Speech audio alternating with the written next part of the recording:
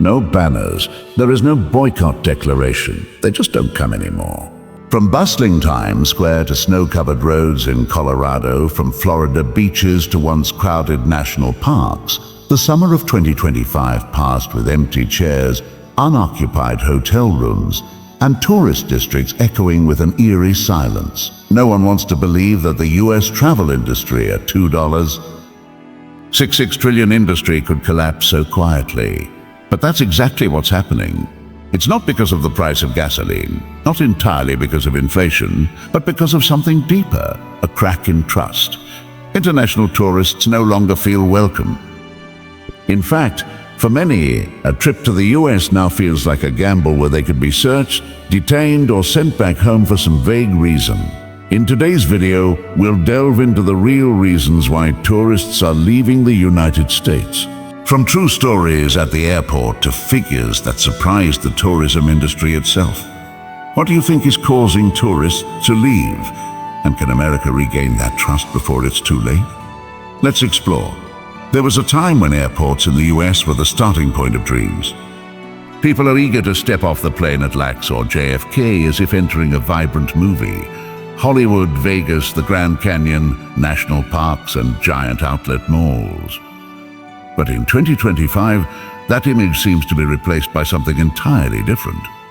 Cameraless interrogation rooms, bright lights, and the suspicious eyes of border officials.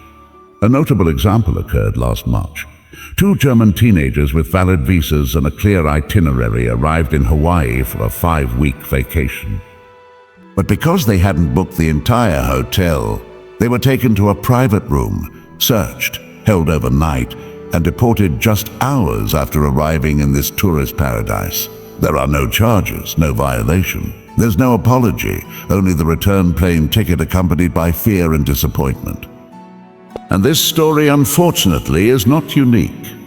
From Australian tourists being asked about their personal relationships to Canadians being questioned for having shared their opinions on social media, or Europeans being detained for technical reasons. A series of similar situations are quietly spreading across travel forums, social media, and international press. If you used to think the airport was the first place to welcome you for many people, now it feels like being interviewed for the right to spend money. And the irony is, while other countries are rolling out the red carpet to welcome visitors, America, once the pinnacle of service, is making many people feel like they're entering an endless background check. The question is, why has a nation once considered a symbol of freedom and openness become a destination that makes tourists reconsider? Is this still the American dream? If even the first step, entry, causes fear, and even more telling, most international visitors don't need to get angry. They just need to not come back. No reservations, don't fly here, no check-in photos shared, just a prolonged silence.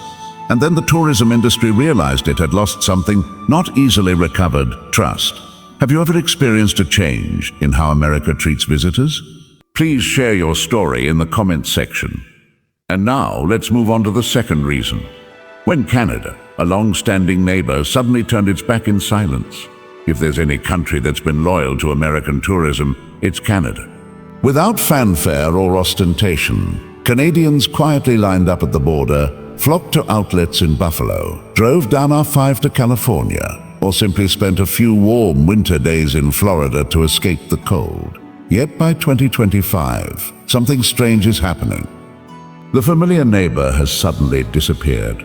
According to data from airlines and travel agencies, ticket bookings from Canada to the US decreased by as much as 72% in the first 3 months of 2025. Over 1 million visitors disappeared compared to the same period last year. 320,000 seats on Canada-US flights were cancelled and many border routes were completely cut.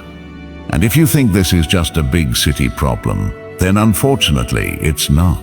The small towns along the border, which once thrived on traffic from Ontario, British Columbia, or Quebec, are now as deserted as if winter had lasted forever.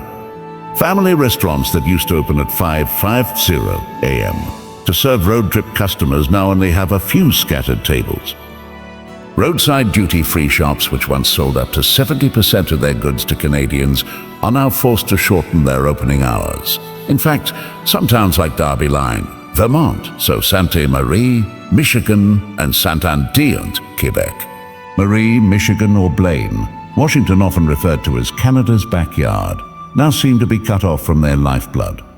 The irony is Canadians don't write critical articles, don't protest, and don't go on TV demanding a boycott. They just book tickets to go somewhere else. Mexico, Cuba, Europe, even the seas of Asia are welcoming them with the very things America once led the way in: ease and a sense of being respected. And when a neighbor who was once trusted enough to consider a trip to the US a relaxing weekend now has to consider every entry procedure, every border question, every feeling of being scrutinized. Perhaps what needs to be re-examined isn't just visa policy, but the way the US is welcoming its friends. What would you think if one day you visited your neighbor's restaurant and they opened the door just to ask, "What are you doing here? How many days are you staying? Do you have enough money? Do you want to come back again?" That could be why Canada, a friend who has accompanied the US through so many decades, is now the pioneer in the silent wave of withdrawal. And that's just the beginning. In the next section, let's look at what's causing more confusion than anything else. Not the prices, but the feeling of insecurity, when traveling to the US is no longer an adventure but a risk. Do you remember the feeling of traveling abroad for the first time?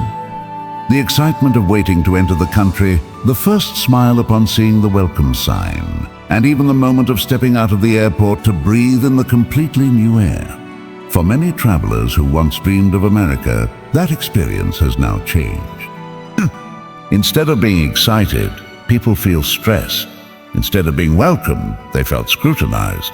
And instead of exploring a new land, they had to be cautious, as if entering a place that could ruin their vacation at any moment. Some people are held back, not for a specific reason, but simply because the system needs to verify additional information. Some tourists were denied entry because they were carrying prescription medication without an English translation. Some people had their luggage searched just because they had too many cameras. In some cases, customs officers even ask, "Why are you coming to the US at this time? Is there any particular purpose?" You could call it a necessary procedure, but for travelers, that's the first and possibly last drawback, because a vacation meant for relaxation, recovery, and creating beautiful memories shouldn't start with an increased heart rate and suspicious eyes. No one wants to book a ticket to a place they're not sure they'll be allowed into. No one wants to carry the feeling of being followed throughout their journey. And especially, no one wants to spend thousands of dollars just to feel distrusted. Meanwhile, other destinations like France, Mexico, or Thailand entice visitors with gentle images, a simple entry process, friendly smiles, and most importantly, a sense of safety both legally and emotionally. Try to put yourself in the shoes of a middle-aged European couple. They can choose Las Vegas or Paris, Miami or Cancun. Both places are warm and sunny. Both have beaches, casinos, and shopping, but only one place made them feel like I am welcome here. Travel is not just about physical movement, but also about spiritual experience. A place that makes you anxious even before the plane lands. Can you still call that a destination? And now, as many people are considering their next vacation destination, it seems the US is gradually being removed from the list. Not for lack of beautiful scenery, but for the lack of necessary comfort. Next, let's explore the alarming figures that show what the US tourism industry is losing. Not just visitors, but an entire economy dependent on movement. We can argue about policy, about feelings, about experiences, but there's one thing that's undeniable: the numbers. And if you look at the current numbers for the US tourism industry, you'll see it clearly. Something is cracking. And it's not a small crack. According to Goldman Sachs estimates, the United States could lose up to 90 to 100 billion in 2025 alone due to the decline in international visitors. The total value of the US tourism industry is approximately 6 trillion, nearly 4 times Canada's defense budget. Over 20 million jobs are directly or indirectly dependent on this industry. From tour guides, airport taxi drivers, and hotel staff to roadside donut shops. And that's not all. An internal survey shows that 61% of hotels in the US have reported mass cancellations, with some losing thousands of guests in just a few weeks. International travel companies are pulling out of the US market, adjusting tour routes and recommending that customers prioritize other destinations. What's scary here isn't the absolute number, it's the speed and stealth. It wasn't a major collapse overnight, but rather a small, continuous retreat from all over the world. Each group of guests cancels their rooms. Each airline is cutting flights. Every summer passes without anyone taking photos in front of the Statue of Liberty. And then people look back and realize the entire local economic chain from New York to Arizona had shrunk without them even noticing. A restaurant that loses 20% of its international customers may not have to close, but losing 3 seasons in a row like that, they'll probably have to reconsider opening on Mondays. A taxi driver in Miami might be able to handle 3 to 4 fewer trips per day. But if it's 3 to 4 days like that every week, then the electricity bill also starts to become a burden. That's the most terrifying kind of evaporation. Little by little, steadily unnoticed by anyone, until it's too late. And the question is, are we letting 0 billion disappear just because we think tourists will come back on their own? It's time to recognize that tourism is not just a service industry, but a vital link in the socio-economic structure of the United States itself. Next, let's explore one of the quietest concerns that travelers are carrying: the feeling of unease, not due to a lack of money, but due to a lack of welcome. In a vast country like the United States, it's difficult to paint a general picture. Florida is not like Oregon. New York is not like Texas.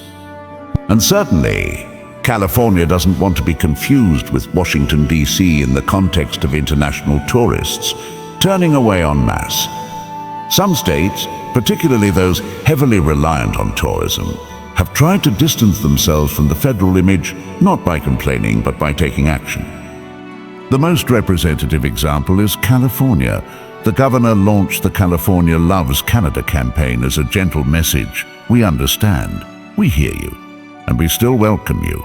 From billboards to viral videos, from social media to campaigns at Vancouver and Toronto airports, the message is clear. In California, there's still sunshine, there's wine, and there's hospitality. In fact, some cities have proactively established support lines for international visitors, updated entry information, and addressed concerns about customs procedures. In New York, non-profit tourism organizations are holding workshops with the hotel industry to retrain staff and help ease congestion at border crossings. But no matter how hard they try, one question still lingers: can international tourists truly distinguish between a friendly state and a strained federal government? For a family in Europe or Asia, America, no matter how diverse, is still a unique destination. A bad experience at JFK Airport could cause them to cancel their entire trip to the California coast. A cold visa rejection from the consulate could cause them to shift their focus to Tokyo or Lisbon instead of Los Angeles or Chicago. That's something local governments are powerless against. They can revise the slogan, they can offer coupons, discounts, and create touching videos. But if the feeling of being suspected, of being scrutinized, of being pushed out still stems from the very borders, then all efforts at promotion are just like patching a hole with paper tape. And the irony is the local people who still maintain their hospitality are the ones who are bearing the brunt of decisions they couldn't control. They're losing customers, they lost income, and they lost the opportunity to tell a different story about America. A friendly, open and kind story. Meanwhile, other countries didn't hesitate. They see the opportunity. And they're not just talking. They're grabbing American tourists with both hands. While America struggles to patch up its image, its rivals are not standing still. They don't need to speak ill of anyone. They just need to open the door, smile, and say, welcome. And the remarkable thing is it's working beyond expectation. In Mexico, the number of visitors from Canada and Europe in the first quarter of 2025 increased by over 23% compared to the same period last year. France recorded a record number of international visitors despite strikes that had previously caused concern. Thailand, Vietnam, and Indonesia, traditionally winter destinations, are now seeing a doubling in summer bookings. While the US was busy recovering from airport incidents or visa controversies, these countries quietly implemented flexible visa-free policies. New direct flights to Tier 2 and Tier 3 cities in Canada and Europe.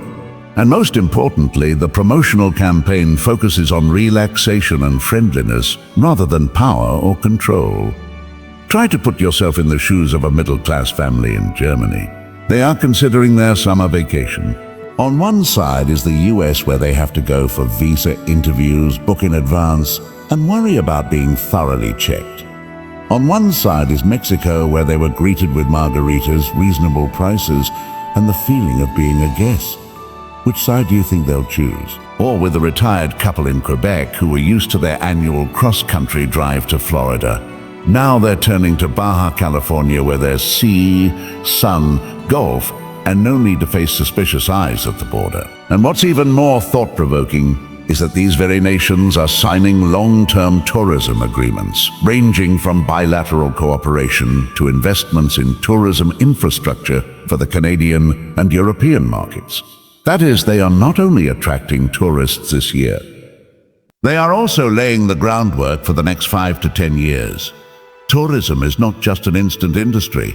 It's a race to build habits, affection, and loyalty. Someone who has had a good experience in Lisbon or Bangkok will want to return. A family that feels valued in Cancun will tell their friends. A person detained at Chicago Airport will quietly book a ticket to Tokyo for next year. And the question isn't just why are they leaving America, but it's also where are they going? And why are those places winning, not with slogans, but with real experiences? Next, let's move on to what many travel experts consider the biggest loss. Not customers, not money, but America's standing and soft power. There are things that when lost can be measured. $100 billion, 20 million jobs. Hundreds of thousands of hotel rooms are empty. They are all clear, specific, painful numbers. But there are also more subtle losses does not appear in the quarterly report, not included in the balance sheet. That's faith.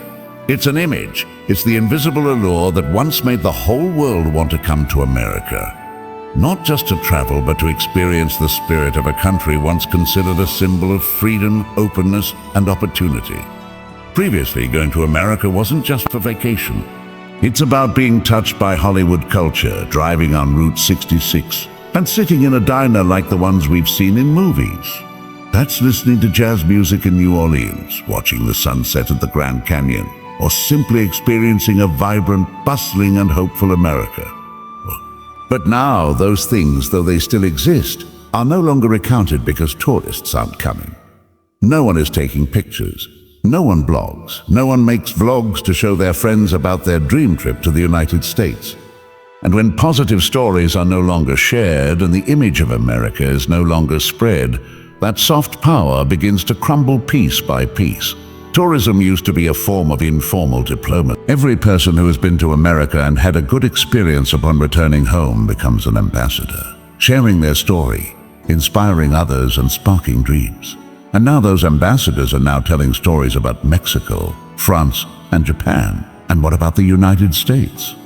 Silently excluded from the conversation.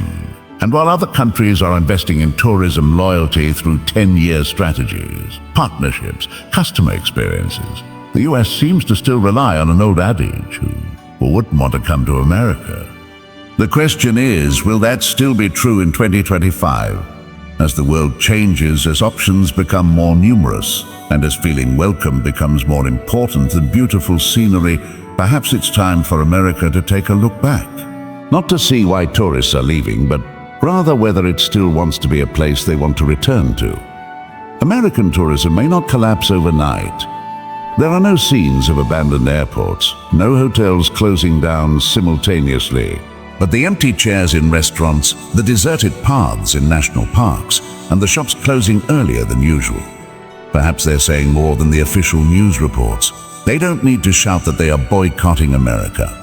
They just didn't come back. And that absence over time can be the most painful thing. Have you ever traveled to the United States? Do you feel like things are different from before? If you were an international tourist, would you want to come back? And if you were American, what do you think you could do to keep those guests? Please share your thoughts in the comment section below. It is these personal experiences, whether big or small, that are the most valuable pieces of the puzzle for us to understand how America is perceived from the outside. If you want to continue exploring stories about economics, society, and national image through an analytical, emotional, neutral perspective, please subscribe to the channel and turn on notifications so you don't miss the next videos. We publish new content every week, always based on real data, real stories, and thought-provoking questions. This video is based on information from public sources, research reports, and verified facts available at the time of production. All analyses are intended to explore and reflect the overall picture and do not represent any specific organization, government, or individual.